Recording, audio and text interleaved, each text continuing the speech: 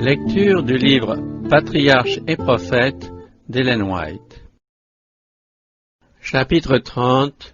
Le sanctuaire et son rituel. Lorsque Moïse était sur la montagne, Dieu lui dit : « Les enfants d'Israël m'élèveront un sanctuaire, et j'habiterai au milieu d'eux. » Cet ordre fut suivi d'instructions détaillées. Mais l'apostasie du Sinaï fit différer l'érection de ce tabernacle jusqu'à ce que le peuple eût recouvré la faveur divine. Ce travail fut alors confié à des hommes spécialement choisis et qualifiés par Dieu, qui s'en acquittèrent avec sagesse et habileté en suivant minutieusement les directives fournies par Moïse. Le plan de l'édifice sacré, ses dimensions exactes, sa forme, les matériaux à employer, les meubles et les divers ustensiles, tout était compris dans ces instructions. À cet effet, Dieu avait montré à Moïse le sanctuaire céleste, en lui recommandant de veiller à ce que tout fût conforme au modèle qu'il avait eu sous les yeux. Ce sanctuaire devait donc être une image du vrai sanctuaire, c'est-à-dire du céleste, où le Fils de Dieu, notre grand prêtre, allait exercer son ministère après avoir offert sa vie en sacrifice pour les pécheurs. La construction du sanctuaire exigea des préparatifs considérables et coûteux. Il fallut une grande quantité de matériaux, dont certains des plus précieux et des plus rares. Mais Dieu n'accepta que les offrandes volontaires. L'ordre divin que Moïse répéta à la congrégation était celui-ci : « Vous accepterez l'offrande de tout homme qui en fera le sacrifice de bon cœur. » Les deux premières conditions de l'érection de la demeure du Très-Haut étaient donc le dévouement à son service et un esprit de sacrifice. Chacun répondit à l'appel. Tous ceux dont le cœur était bien disposé et qui étaient animés de sentiments généreux se présentèrent et apportèrent des offrandes à l'Éternel pour la construction de la tente d'assignation, pour tout ce qui concernait le service de cette tente, ainsi que pour les vêtements sacrés. Hommes et femmes accoururent. Toutes les personnes de bonne volonté apportèrent boucles, bagues, anneaux, colliers, toutes sortes d'objets en or. Tous ceux qui avaient chez eux des étoffes teintes en bleu, d'azur, en écarlate, en cramoisi, du fin lin, du poil de chèvre, des peaux de bélier teintes en rouge et des peaux de dauphin, les apportèrent aussi. Tous ceux qui voulaient présenter une offrande d'argent ou d'airain en firent hommage à l'Éternel. Tous ceux qui avaient chez eux du bois d'acacia pour tous les ouvrages destinés au service agirent de même. Les femmes les plus adroites de leurs mains filèrent elles-mêmes et elles apportèrent ce qu'elles avaient filé de leurs mains, les étoffes teintes en bleu d'azur, en écarlate, en cramoisi et le fin lin. Toutes celles qui étaient animées de bons sentiments et qui avaient de l'habileté filèrent du poil de chèvre. Les principaux du peuple apportèrent des pierres d'onyx et des pierres à enchâsser pour l'éphod et le pectoral, des aromates et de l'huile pour le chandelier, pour l'huile d'onction et pour les parfums destinés aux encensements. Les travaux commencèrent. Jeunes et vieux, hommes et femmes et enfants continuèrent cependant d'apporter leurs offrandes. Bientôt les commissaires du travail découvrirent qu'ils avaient assez de matériaux et même plus qu'il n'en fallait. Alors Moïse fit faire cette proclamation à travers le camp : « Personne, ni homme ni femme, ne doit plus préparer d'offrandes pour le sanctuaire. » On empêcha donc le peuple d'apporter de nouveaux dons. Si les murmures des Israélites et les châtiments qui les suivirent ont été enregistrés pour servir d'avertissement aux générations futures, leur dévouement, leur zèle et leur libéralité sont pour nous des exemples à imiter. Tous ceux qui apprécient et aiment les bienfaits du culte public feront preuve du même esprit de sacrifice lorsqu'il s'agira de préparer un lieu où Dieu puisse manifester sa présence, et ils voudront lui offrir ce qu'ils ont de meilleur. La maison de Dieu ne doit jamais avoir de dette. Ce serait un opprobre pour elle. Aussi, les fonds nécessaires à son érection doivent-ils affluer au point qu'on puisse dire, comme lors de la construction du tabernacle, ne préparez plus d'offrandes. Le tabernacle était démontable de façon à pouvoir être transporté d'un lieu à l'autre au cours des déplacements du camp. Pour cette raison, il avait des proportions restreintes et ne mesurait que 16 mètres de longueur sur 6,5 de largeur et de hauteur. Il n'en avait pas moins une superbe structure. Le bois employé pour les parois et l'ameublement était l'acacia, le plus durable qu'on pût se procurer au Sinaï. Les parois étaient en planches placées debout côte à côte, reposant sur des bases d'argent, et solidement reliées entre elles par des colonnes et des barres transversales. Le tout recouvert d'or donnait l'illusion d'un édifice d'or massif. La toiture se composait de 4 tapis superposés. Le premier consistait en une teinture de fin lin retors et d'étoffes teintes en bleu d'azur, en pourpre écarlate et en cramoisi, sur laquelle des chérubins étaient artistement tissés. Les 3 autres étaient respectivement de poils de chèvre, des peaux de bélier teintes en rouge et des peaux de dauphin. Elles étaient cousues ensemble de façon à recouvrir complètement l'édifice. La construction était divisée en 2 par une riche tenture suspendue à des colonnes plaquées d'or. Une tenture tout semblable fermait l'entrée de la première pièce. De même que celle du plafond, ces 2 tentures étaient d'un tissu luxueux, où le bleu, le pourpre et l'écarlate se combinaient avec art, et sur lequel se détachaient des chérubins tissés en brocart d'or et d'argent, représentant l'armée angélique qui exerce un ministère en faveur du peuple de Dieu.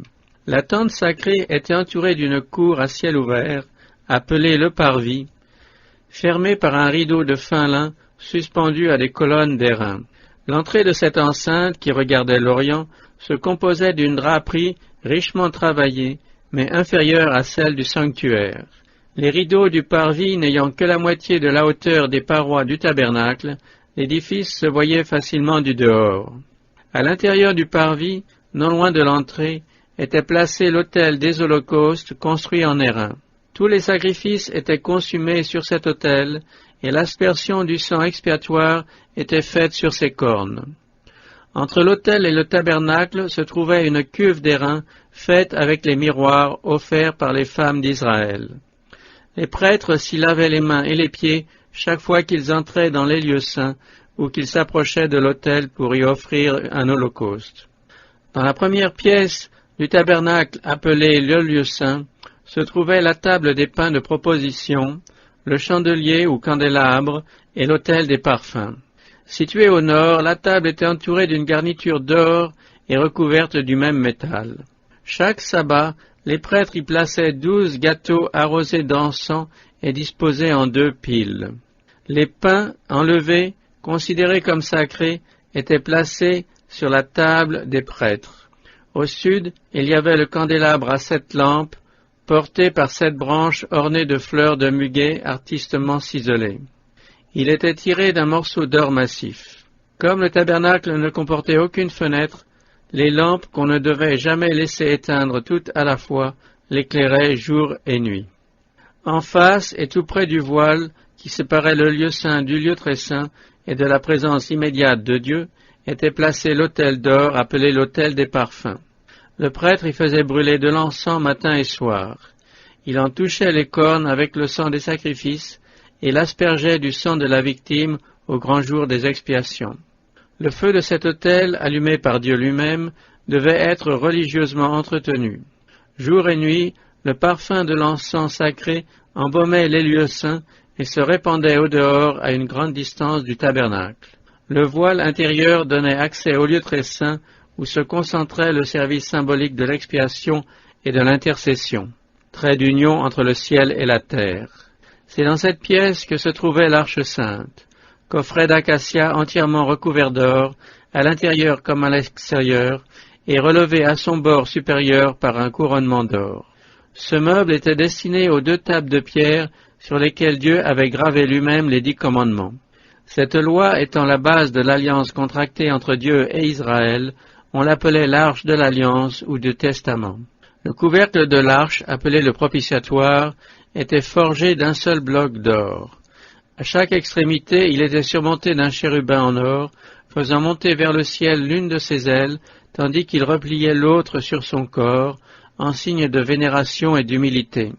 Leurs visages tournés l'un vers l'autre et leurs yeux abaissés pieusement sur l'arche figuraient le respect de l'armée céleste pour la loi de Dieu et l'intérêt qu'elle porte au plan du salut. Au-dessus du propitiatoire, entre les 2 chérubins, une nuée lumineuse, appelée la Shekinah, voilait la présence divine. C'est là que la voix céleste, sortant de la nuée, révélait sa volonté au prêtre ou répondait à ses prières. Un rayon de lumière illuminant l'ange de la droite indiquait l'approbation ou l'acceptation, tandis qu'une ombre ou un nuage recouvrant l'ange de la gauche annonçait la désapprobation ou le refus. Si la loi de Dieu renfermée dans l'arche constituait la grande règle de la justice et proclamait la mort du violateur, le propitiatoire qui la recouvrait et où Dieu révélait sa présence promettait le pardon aux pécheurs repentants qui acceptaient le sacrifice expiatoire. C'est ainsi que la rédemption par le Fils de Dieu était révélée par le symbolisme du sanctuaire, où la bonté et la vérité se sont rencontrées, la justice et la paix se sont embrassées. La gloire du sanctuaire, vue de l'intérieur, défiait toute description. Les parois d'or réfléchissant en tous sens les feux du candélabre, les vives couleurs des tentures brodées d'anges scintillants, les ors éclatants de la table et de l'autel de l'encens, et au-delà du second voile l'arche sainte, ces mystiques chérubins séparés par leur redoutable Shekinah, manifestation visible de la présence de l'Éternel, tout cela n'était qu'un faible reflet de la magnificence incomparable du temple céleste, et qui est le grand centre de l'œuvre de la rédemption. La construction du tabernacle dura environ 6 mois. Quand tout fut terminé, Moïse examina soigneusement le travail accompli et le compara avec le modèle qui lui avait été montré sur la montagne et les directives qu'il avait reçues de Dieu. Et il vit qu'il l'avait exécuté conformément aux ordres de l'Éternel, alors Moïse les bénit.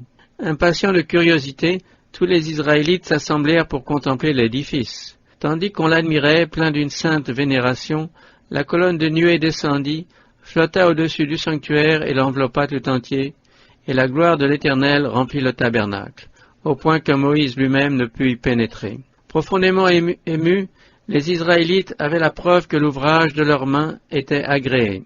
Mais bientôt, la joie qui gonflait tous les cœurs éclata en larmes de reconnaissance et en prières, où chacun demandait silencieusement à Dieu de demeurer avec son peuple. Par ordre du Seigneur, la tribu de Lévi fut mise à part pour assurer les services du sanctuaire. Cette tribu remplaça ainsi le père de famille qui avait servi de prêtre dans les tout premiers temps, ainsi que le fils aîné qui lui avait été substitué depuis le temps d'Abraham. Dès ce moment, Dieu accorda cet honneur à la tribu de Lévi, en récompense de sa fidélité, comme aussi de son courage et de son zèle lors de l'affaire du veau d'or au Sinaï. Le sacerdoce fut réservé à la famille d'Aaron. Seul celui-ci et ses fils furent autorisés à l'exercer. Les autres descendants de Lévi, chargés du tabernacle et de son ameublement, furent aussi appelés à seconder les prêtres dans leurs fonctions, mais ils ne devaient offrir les sacrifices, faire brûler l'encens et regarder les objets sacrés qu'après les avoir recouverts. Un costume spécial et conforme à leur charge fut prescrit aux prêtres. L'ordre donné à Moïse était le suivant. Tu feras préparer pour Aaron, ton frère, des vêtements sacrés qui lui serviront d'insigne et de parure. La robe du simple prêtre était de fin lin blanc tissé d'une seule pièce. Elle descendait presque jusqu'aux pieds et était fixée à la taille par une ceinture de lin blanc brodée de bleu, de pourpre et d'écarlate. Un turban ou une mitre blanche complétait le vêtement. De même que Moïse avait reçu l'ordre d'ôter ses souliers sur une terre sainte, les prêtres ne devaient pas garder leurs chaussures pour entrer dans le sanctuaire. La poussière qui s'était attachée à leurs sandales aurait pu souiller le saint lieu. Avant de commencer leur service, soit au tabernacle, soit à l'autel des sacrifices, ils devaient donc ôter leurs chaussures dans le parvis et se laver les mains et les pieds. Ces précautions avaient pour but d'inculquer à tous les spectateurs la nécessité de se présenter devant Dieu exempt de toute souillure. En conformité avec ces hautes fonctions, les vêtements du grand prêtre étaient faits de tissus précieux richement travaillés. En plus de sa robe de fin lin, le prêtre ordinaire portait un vêtement bleu d'azur, tissé également d'une seule pièce, qui se terminait par une garniture de clochettes d'or, alternant avec une imitation de grenade en bleu, pourpre et écarlate. Par-dessus venait l'éphod, un gilet, or, bleu, pourpre, écarlate et de fin lin, attaché à la taille par une ceinture magnifiquement ouvragée aux mêmes couleurs.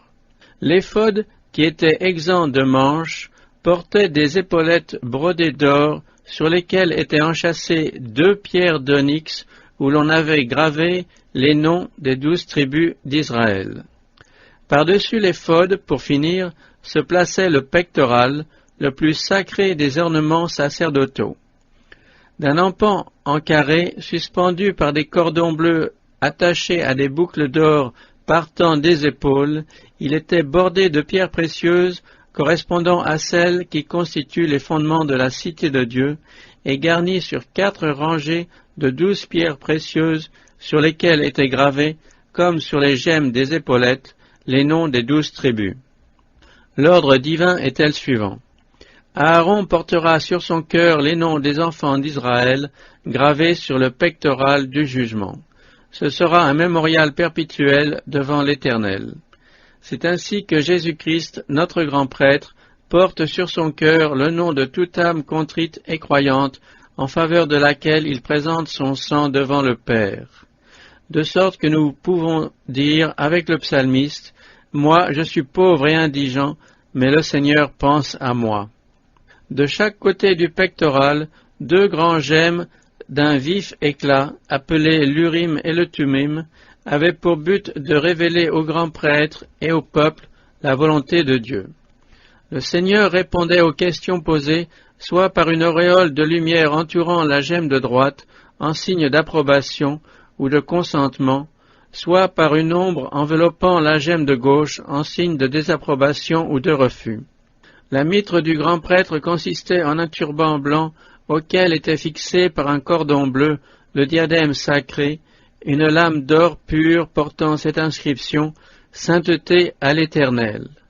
Tout ce qui se rapportait aux vêtements ou à l'attitude des prêtres devait éveiller chez les spectateurs le sentiment de la sainteté de Dieu, du caractère sacré de son culte et de la pureté qu'il exige de ceux qui se présentent devant lui. Comme le sanctuaire lui-même, les rites qui s'y accomplissaient par le ministère des prêtres devaient être l'image et l'ombre des choses célestes. Ces rites revêtaient une grande importance. Dieu donna à leur égard les instructions les plus précises et les plus explicites. Les cérémonies du sanctuaire se divisaient en 2 parties, le service quotidien et le service annuel.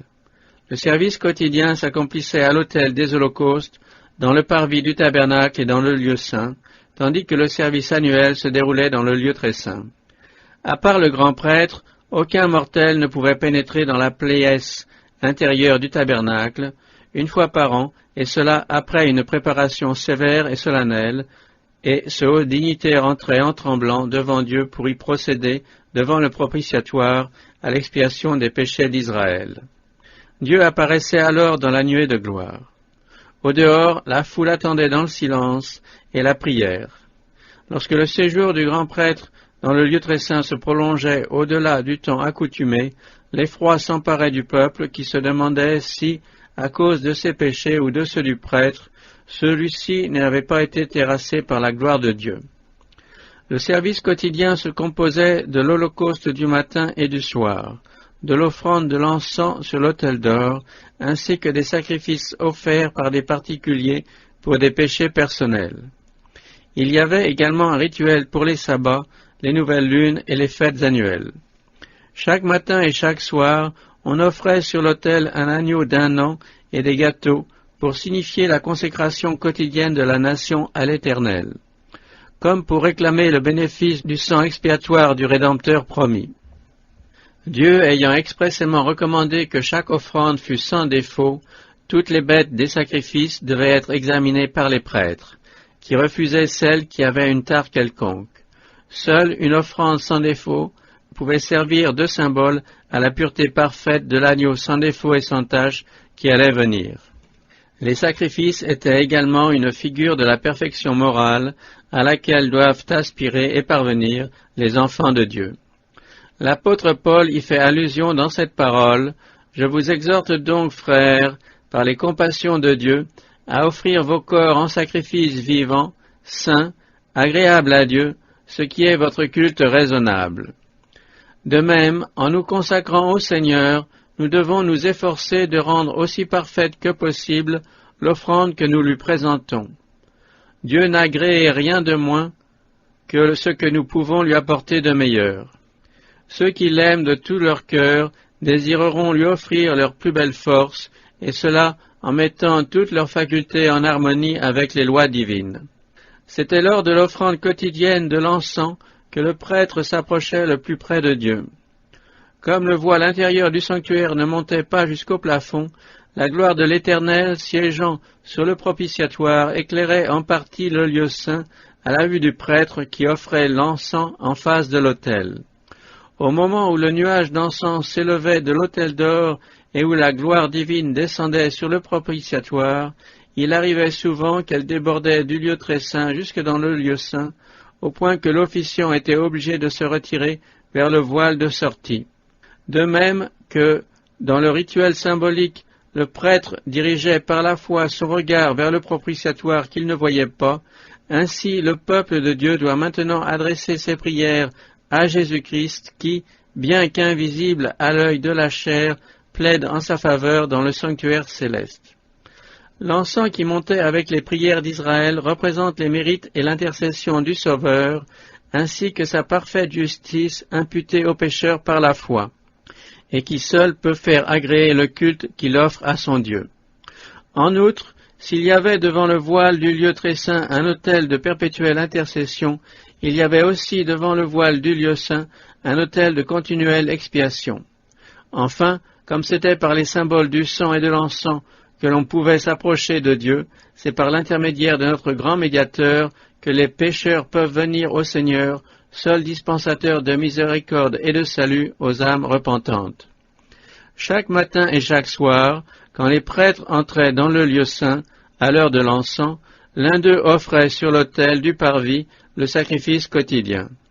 C'était toujours une scène émouvante pour les adorateurs assemblés près du tabernacle. En effet, avant d'entrer, par l'intermédiaire du prêtre, en la présence de Dieu, les Israélites devaient sonder leur cœur et confesser leurs péchés. Puis, unis dans une prière silencieuse, tourner leur regard vers le lieu saint. Ainsi, tandis que leur requête montait avec la fumée de l'encens, ils s'appropriaient par la foi les mérites du Sauveur promis, préfigurés par le service expiatoire. Aussi, les heures fixées pour le sacrifice du matin et du soir étaient-elles considérées comme sacrées et finirent-elles par être observées par toute la nation israélite comme heure du culte de famille. Quand plus tard les Juifs en exil adressaient leurs prières au Dieu d'Israël, ils tournaient à ce moment-là leur visage vers Jérusalem. Les chrétiens doivent trouver là l'exemple du culte de famille du matin et du soir. Si une répétition machinale de dévotion exempte de tout esprit d'adoration déplaît au Seigneur, il voit en revanche avec plaisir ceux qui l'aiment s'incliner matin et soir pour lui demander le pardon de leurs péchés et réclamer les bénédictions dont ils ont besoin. Les pains de proposition placés en permanence devant Dieu constituaient une offrande perpétuelle et faisaient donc partie du service quotidien. On les appelait pains de proposition ou pains de la face, parce qu'ils étaient constamment devant la face de l'Éternel. Ils avaient pour but de rappeler que l'homme dépend de Dieu pour sa nourriture temporelle et spirituelle, et qu'il n'obtient l'une et l'autre que par la médiation du Fils de Dieu. Dans le désert, le Seigneur avait nourri Israël du pain du ciel. Plus tard, c'est encore de la grâce divine que ce dernier attendait le pain du corps et celui de l'âme. La manne, comme les pains de proposition, était un symbole du Sauveur qui se tient sans cesse pour nous devant la face de Dieu. « Je suis le pain vivant qui est descendu du ciel », a-t-il dit de lui-même. Quand les pains étaient chaque sabbat remplacés par des pains frais, on ôtait les grains d'encens placés dessus pour les faire brûler devant Dieu. Ce qu'il y avait de plus important dans les services quotidiens, c'étaient les sacrifices individuels. Le pécheur repentant amenait son offrande à la porte du tabernacle et, plaçant sa main sur la tête de la victime, il lui transmettait symboliquement ses péchés qu'il confessait. Puis, de sa propre main, il égorgeait l'animal dont le sang était porté par le prêtre dans le lieu saint et aspergé devant le voile derrière lequel se trouvait la loi violée par le pécheur. Par cette cérémonie, le péché était, par l'intermédiaire du sang transféré au sanctuaire. Dans les cas où le sang n'était pas porté au lieu saint, les prêtres consommaient la chair de la victime selon le commandement de Moïse. C'est une chose très sainte, afin que vous portiez l'iniquité de l'assemblée et que vous fassiez pour elle l'expiation devant l'Éternel. Ces deux rites figuraient le transfert des péchés au sanctuaire. Tel était le rituel, jour après jour, d'un bout de l'année à l'autre. Aussi le sanctuaire, souillé peu à peu par les péchés d'Israël qui s'y accumulaient, devait-il être purifié par des cérémonies spéciales. En conséquence, Dieu ordonna qu'il fût fait expiation pour les deux lieux saints, comme pour l'autel, afin de les purifier et les sanctifier à cause des souillures des enfants d'Israël. Une fois l'an, au grand jour des expiations ou des propitiations, le grand prêtre entrait dans le lieu très saint pour procéder à la purification du sanctuaire. Les rites qui s'y accomplissaient achevaient le cycle annuel du cérémonial. Ce jour-là, on amenait devant l'entrée du tabernacle deux boucs. Par le sort, l'un d'eux était désigné pour l'Éternel, l'autre pour Azazel. Le bouc sur lequel tombait le premier sort était égorgé et offert pour les péchés du peuple. Le prêtre emportait le sang à l'intérieur du voile et en faisait aspersion sur le propitiatoire. Il fera, avait dit Moïse, l'expiation pour le sanctuaire à cause des souillures des enfants d'Israël et de leurs transgressions, quel que soit leur péché. Il fera de même pour la tente d'assignation qui est établie parmi eux au milieu de leurs souillures. Les instructions données à Moïse disaient, lorsqu'il aura achevé de faire l'expiation pour le sanctuaire, Aaron fera approcher le bouc vivant, il posera ses deux mains sur la tête du bouc vivant, et confessera sur lui toutes les iniquités des enfants d'Israël et toutes leurs transgressions, quels que soient leurs péchés. Il les mettra sur la tête du bouc, et l'enverra au désert par un homme préposé à cet office. Le bouc ainsi chargé de toutes leurs iniquités les emportera dans une terre déserte, et l'homme lâchera le bouc dans le désert. Tout travail était mis de côté. La congrégation d'Israël passait cette journée entière à s'humilier devant Dieu par un sérieux examen de conscience, par le jeûne et la prière.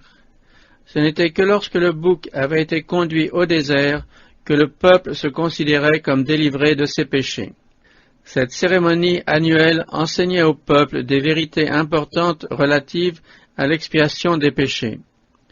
Par leurs offrandes faites dans le cours de l'année, les pénitents indiquaient qu'ils acceptaient le substitut qui devait un jour prendre leur place.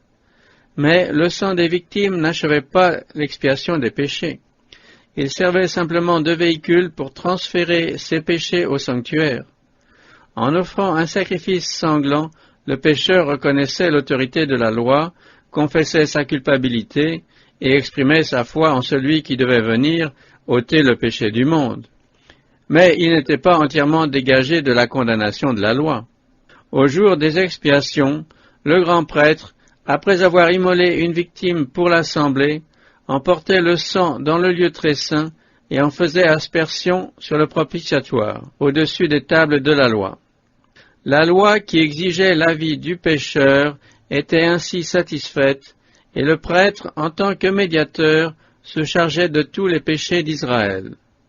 En quittant le sanctuaire, il plaçait ses mains sur la tête du bouc émissaire, confessait sur lui toutes les iniquités des enfants d'Israël et les transférait sur la tête du bouc. Celui-ci, chargé de toutes leurs iniquités, les emportait dans une terre déserte. C'est alors que le peuple se considérait comme définitivement libéré de sa culpabilité.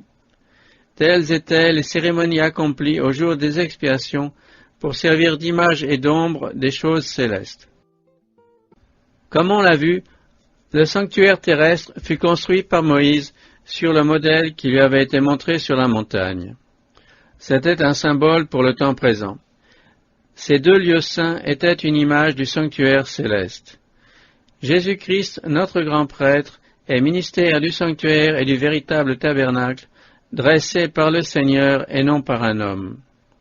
Contemplant en vision le temple de Dieu qui est dans le ciel, l'apôtre Jean y voit 7 lampes ardentes brûlant devant le trône. Il y voit aussi un personnage qui a un encensoir d'or, auquel on donne beaucoup de parfums pour les offrir, avec les prières de tous les saints, sur l'autel d'or qui est devant le trône. Le prophète est ici admis à voir la première pièce du sanctuaire céleste. On y retrouve les 7 lampes ardentes et l'autel d'or que le sanctuaire terrestre avait imité par le candélabre d'or et par l'autel des parfums. Une seconde fois, le prophète voit le temple de Dieu s'ouvrir dans le ciel, et il y aperçoit l'arche de l'Alliance, figurée sur la terre par le coffret sacré construit par Moïse pour contenir la loi de Dieu. En résumé, Moïse avait construit le sanctuaire terrestre selon le modèle qu'il avait vu.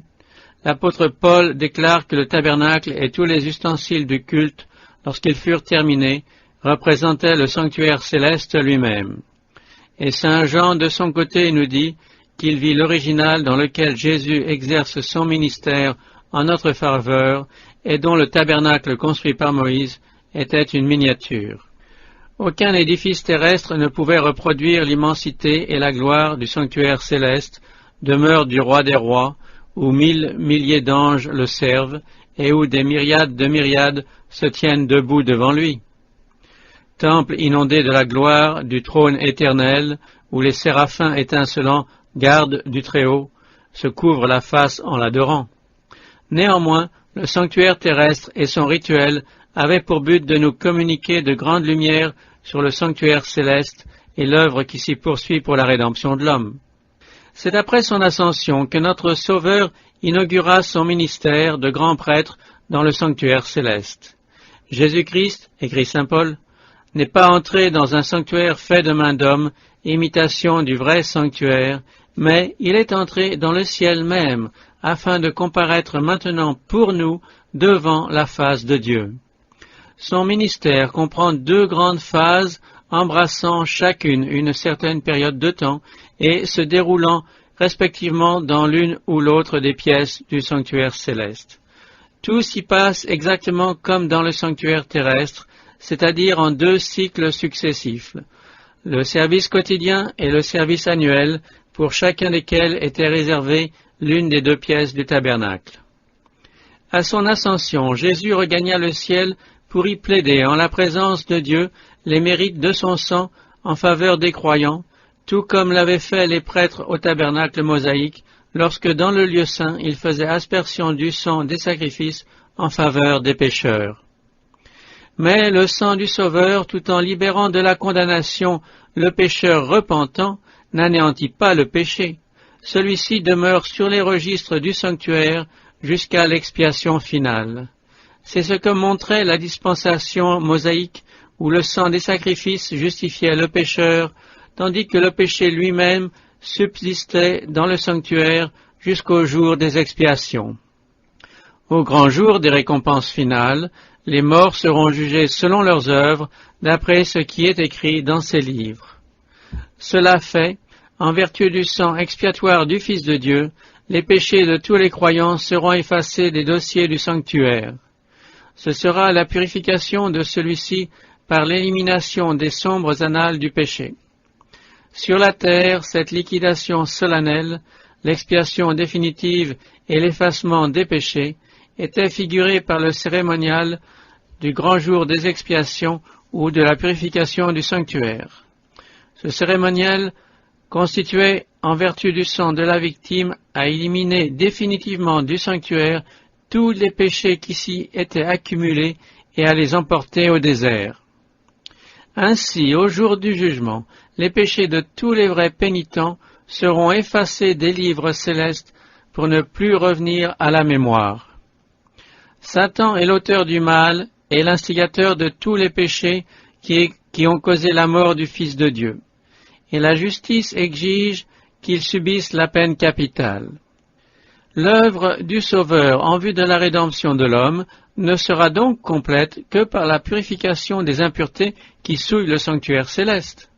Cela se produira lorsqu'ils seront placés sur la tête de Satan pour qu'il en subisse la pénalité finale, de même que cela se faisait dans le service rituel, où le cycle annuel se terminait par la purification du sanctuaire et la transmission des péchés sur la tête du bouc émissaire. On voit par là que les cérémonies du tabernacle, comme celles du temple qui le remplaça, inculquaient jour après jour aux enfants d'Israël les grandes vérités se rattachant à la mort et au ministère de Jésus-Christ. Une fois l'an, tous les esprits se portaient sur le dénouement du grand conflit entre le Fils de Dieu et Lucifer, la purification totale et définitive de l'univers par la disparition éternelle du péché et des pécheurs.